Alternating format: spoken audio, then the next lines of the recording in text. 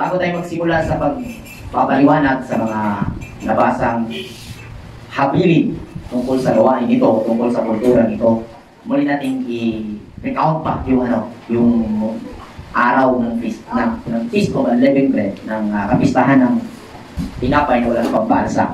Day 1 is Sunday. So, pagsikat ng araw ng Sunday is day 1. So, yun yung day 1. So, pag nagbibilang tayo ng 7 araw, ang starting po noon is Sunday morning. So, Sunday, Monday,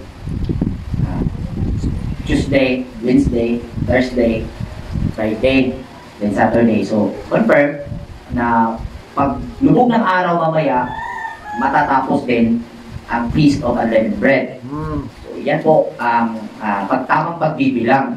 So, although ang starting po ng pagkain ng tinapay na walang pampaalsa is noong isinasagawa po ng mga mananampalataya natin ang seremonya ng Pasko sa gabi ng Saturday, or sa Hebrew calendar tinawag na Nisan, yung buwan na iyon kung saan nasa ika-14 na araw.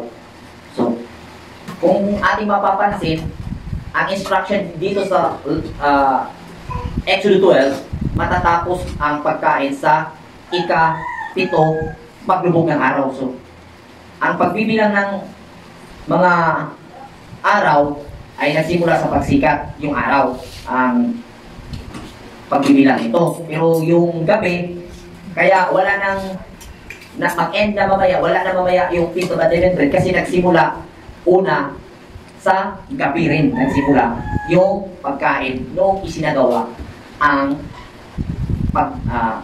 pag-ano natin ng Pasko, yung ceremony ng Pasko. Kaya gabi yung ating bibilangin, Sabado ng gabi, Linggo ng gabi, Lunes ng gabi, Martes ng gabi, Miyerkules ng gabi, Huwebes ng gabi, Biyernes ng gabi, kagabi.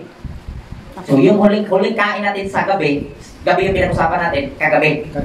Kaya kung araw ang bibilangin ngayon, pag lubog ng araw, ito na po yung end na pagkakain natin ng unleavened bread. So, dako tayo, yan po yung pagbibilang, no? Kasi dito sa pagbibilang, marami ang maraming hindi nagkasundo.